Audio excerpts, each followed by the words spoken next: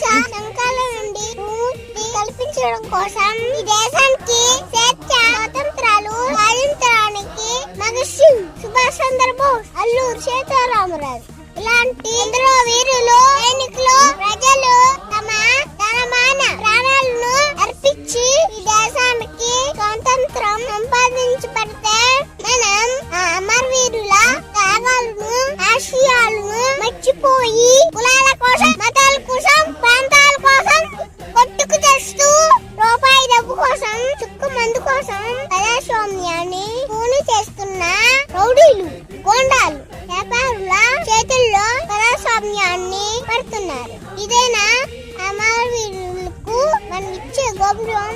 సిగ్గుపడండి.